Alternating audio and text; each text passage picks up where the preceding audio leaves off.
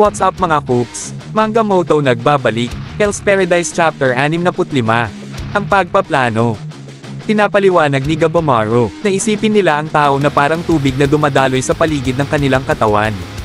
Na ang bilis at laki ng pagdaloy ay nagpapakita ng lakas ng gumagamit ng tao at na ito ay isang pisikal na katangian at nahahawakan din. Ang tao attribute ng isang tao ang magbibigay ng direksyon kung saan ang daan ng pagdaloy nito. Sa pagitan ng dalawang tao, ang isang restorative relationship ay magtutulak sa daloy ng tao mula sa likod, na magbibigay ng karagdagang lakas, habang ang isang hindering relationship ay pipigil sa pagdaloy ng tao. Pero ang pagdaloy ng tao ng mga Tensen ay sobrang laki na hindi nasusundan ang normal na panuntunan. Ayon kay Gabomaru ay may magagawa silang tatlong countermeasure, na kapag may nakaharap silang Tensen ay pwede nilang lumunin ang tao ng kalaban nila o gawin ito sa isang specific na lugar. Pwede rin nilang gawin ang kabaligtaran, na pahinay nila ang kanilang sariling tao sa paligid ng kanilang katawan para tanggapin ang atake ng kalaban nila at maiwasan mismo ang atake. Nasakyan nila ang daloy ng tao ng kalaban nila, na kapag nakuha na nila ang dagdag na lakas mula sa isang restorative na connection, at ang pagpigil ng isang hindering na connection ay mawawalan na ng silbi at maibabalik nila ito sa kalaban. Katulad ng Kakei o Tenshikei na galaw ng Tai Chi, na gamitin ang kapangyarihan ng kalaban pabalik sa kanila. Pero tinanong ni Sejiri kung possible ba iyon at sinabi ni Gabomaru na maaaring hindi ito maging madali pero bumabase lang siya sa kung ano ang nakita na niya sa ngayon. Na ang pagsasanay kasama ni Nurugay ay tungkol sa paggamit ng tao ng kalaban nila, at ang pagsasanay kasama ni Yuzuriha ay tungkol sa pagpapahina ng kani-kanilang tao at pinakita naman ni Shien kung paano manipulahin ang tao sa mga specific na lugar. At sa tulong ni Gabomaru ay nalaman nila paano isabay ang kanilang paghinga sa tao ng kalaban.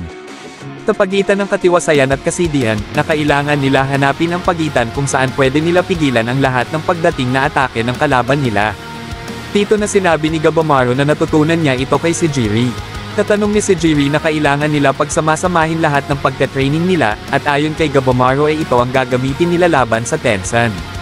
Sa kasalukuyan ay pinag-isipan ni Gabomaru ang nangyayari kapag pinapahina niya ang kanyang tao kung saan humihina ang kanyang depensa.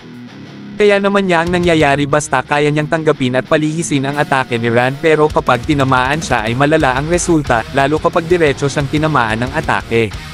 Tinanong siya ni Ran kung oras na para sa step 2, at alam ni Gabomaru na mahina pa siya para dito. At ipinahiwatig ni Ran ang kanyang paghanga sa shinobi dahil natuto lang ito sa paggamit ng tao sa pagdating nila sa isla, at kung paano ito napalago ni Gabomaru. Marami ng tao ang nakapunta sa isla, at apektado sila sa makapal na tao na nakapalibot sa isla, at maaari nilang maranasan ang paggising ng kanilang potensyal sa paggamit ng tao. Nasabi rin ni Ran na pwedeng sabihin na kaya naroon ang isla ay nabuo para sa ganong rason, pero hindi ito sapat para maipaliwanag kung gaano kabagay si Gabomaru sa isla, na nakakangganyo ang talento ng shinobi. Nagsalita na si Gabomaru na hindi talento ang nakikita ni Ran kundi isang pagpapakita ng kanilang pagsama-sama para makatakas na sila sa isla. Naresulta ito ng pagpupursigi at pagsasakripisyo ng mga taong nakasama nila para mapatay ang Tensen. At para kay Gabomaru, sa pagsabing isang talento ang nakikita sa kanya ni Ran, ay pinapakita lang nito na hindi sila sineseryoso ng Tensen. Dito na napakawalan ni Sejiri si Mei at sinabi niya kay Gabomaru na papunta na sila sa Rentan Temple para makuha ang Elixir of Life. Tinangka silang pigilan ni Ran pero nandun agad si Gabomaru para maprotektahan ang dalawang umalis. Dito naisip ni Gabomaru na habang abala ang ilang hermit sa laban, ang elixir na lang ang kanilang tsansa para mabuhay pagkatapos nilang makaalis sa isla. Tumang-ayon naman si Sejiri at tumakbo na silang papalayo ni Mei. Tinangka ulit pigilan ni Ran sina Mei at Sejiri pero nandun pala si Yuzuriha para suportahan si Gabomaru. Naisip ni Ran na gagamitin ni Gabomaru laban sa Tensen ang kanyang to kaya pinahina niya ito. Sa sandaling ginawa ito ni Ran ay biglang lumitaw si Yuzuriha at nahati ng Kunoichi sa dalawa ang Tensen. Nagulat si Ran sa ginawa ng dalawa na parang hinihintay nila ang pagkakatapong iyon at tuwang-tuwa si Ran sa pagtutulungan ng dalawa. Nakaya ng dalawang nasa harap niya na malayo ang maabot ng dalawa bilang kalaban niya. Ngunit nang akmang aatakihin ulit ni Yuzuriha ang Tensen ay pinigilan siya ni Gabomaru at dito na nagbago ng anyo si Ran.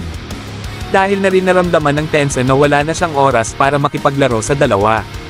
Like and follow our page para updated ka sa kwentuhan. Abangan ang susunod na kabanata. Salamat!